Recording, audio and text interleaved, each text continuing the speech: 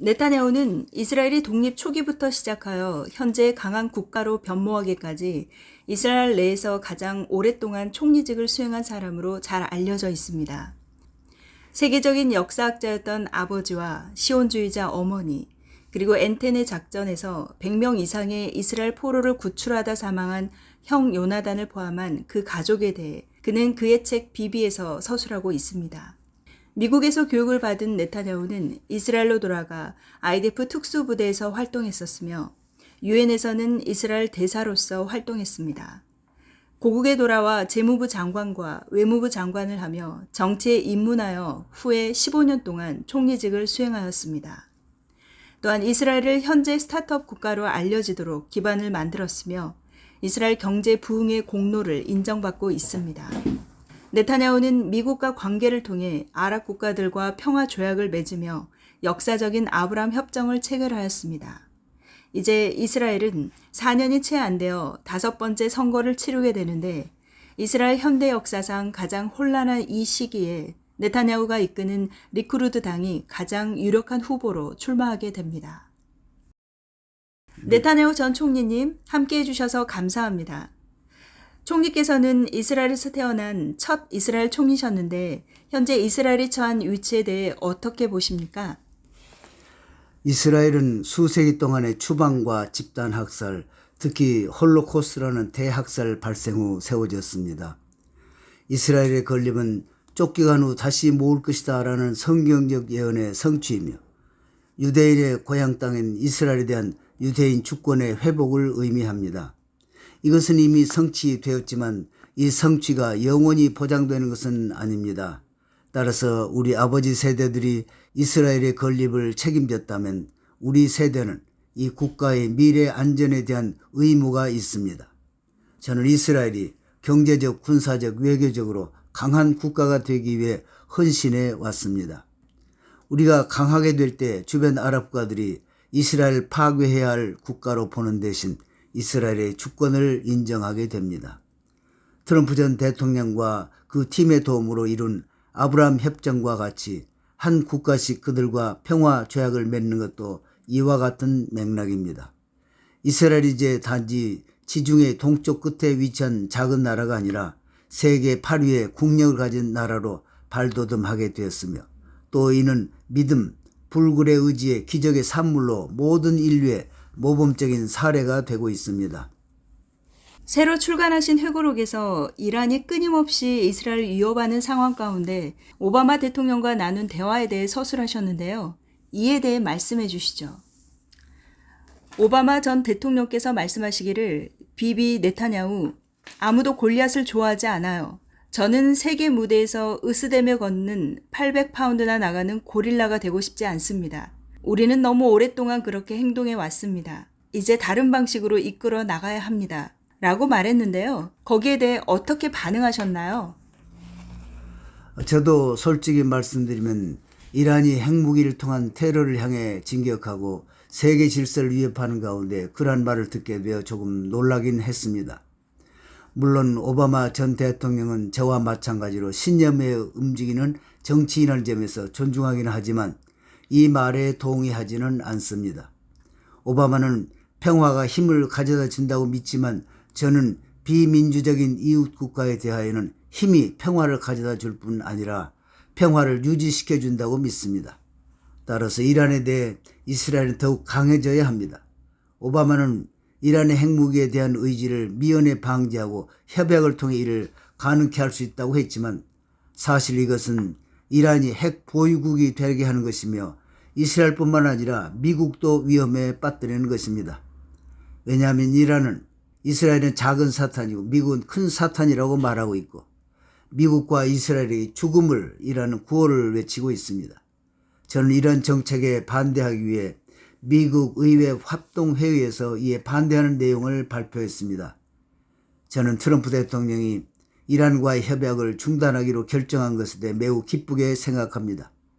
이란이 핵무기를 포기하게 만드는 유일한 방법은 다양한 협약이 아니라 결국 그들은 늘 속이는 자들이기 때문에 철저한 제재와 강한 군사적 옵션뿐입니다.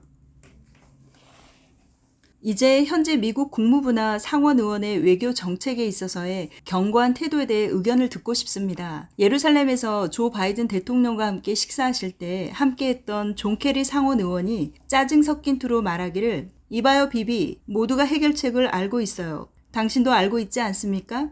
이제 인정하시고 이 프로그램에 함께 하시지요. 라고 말했었는데요.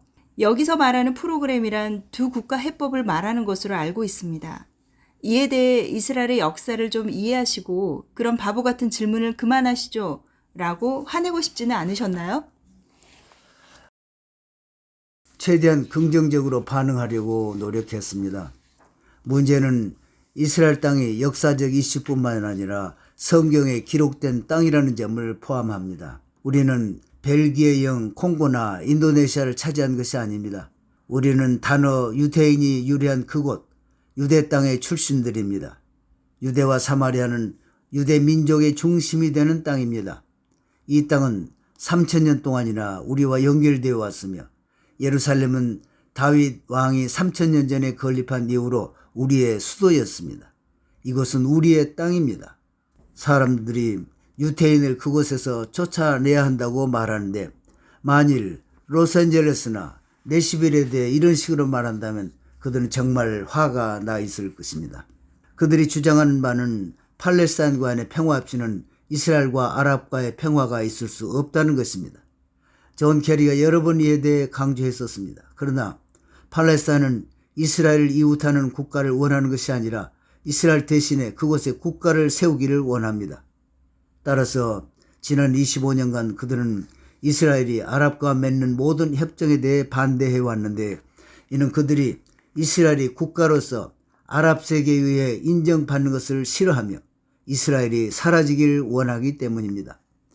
따라서 저는 1%의 팔레스타인이 99%의 아랍 국가들을 흔들도록 하는 것이 아니라 우리가 다른 아랍 국가들과 먼저 교류하고 팔레스타인 문제는 나중에 다뤄야 한다고 생각합니다.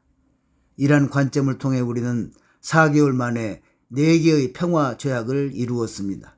물론 트럼프 대통령의 도움을 통해서입니다. 제가 다시 총리직을 맡게 되면 전 아랍 국가들과 더 많은 평화협정을 체결하여 이스라엘과 아랍의 대결 구조를 끝낼 것이며 그들이 돌이킬 때까지 팔레스타인에 반대하는 자들을 그들이 돌이킬 때까지 팔레스타인에 반대하는 자들을 고립시킬 것입니다. 바이든 정부는 현재 1967년의 국경선을 기준으로 두 국가 해법을 요구하고 있습니다. 이는 예루살렘을 이스라엘 수도로 인정하는 것을 번복하는 것이기에 충격적인 주장입니다. 이러한 가운데 아랍 국가들과의 평화조약을 어떻게 전개해 나갈 예정이신가요? 문제는 사람들이 팔레스타인의 문제를 제대로 이해하지 못하고 있다는 점입니다. 팔레스타인 문제는 팔레스타인들의 문제입니다. 이는 그들이 이스라엘과 어떤 국경을 제시하더라도 모두 거부하기 때문입니다. 그들은 이스라엘과 국경을 공유하고 싶어 하지 않습니다. 따라서 아랍 세계와의 폭넓은 평화가 선행되어야만 하며 우리는 아브라함 협정을 통해 이를 증명했고 이러한 조약은 이스라엘과 평화를 맺기 원하는 더 많은 아랍 국가들로 확대되어야 합니다. 그렇게 될 때 그들은 우리의 뛰어난 기술을 누리고 그들 국민들의 삶은 더 향상될 것이며 또 우리와 함께 연합하여 이란의 위협에 맞설 수 있게 됩니다. 조 바이든 대통령과 서방 세계가 주장하는 팔레스타인 문제에만 집착한다면 어떤 결과도 나올 수 없습니다. 그래서 제가 2015년 미국 연합 상원위원회에서 강력하게 이에 대해 주장한 이유입니다. 물론 우리의 최고 동맹국에게 다른 의견을 주장하는 것이 쉽지는 않았지만 저는 결코 타협할 수 없는 한 가지가 있습니다. 이는 이스라엘의 안전과 생존입니다. 저는 미국과 전 세계 우리 편에 서 있는 많은 친구들이 있다는 것과 또 그들 대부분이 믿음을 가진 복음주의 기독교인들임을 잘 알고 있습니다. 이 자리를 빌어 여러분 모두에게 감사의 말씀을 드리고 싶습니다. 감사합니다. 오늘 함께 해주셔서 정말 감사드립니다. 우리도 이스라엘과 함께 서 있겠습니다. 감사합니다.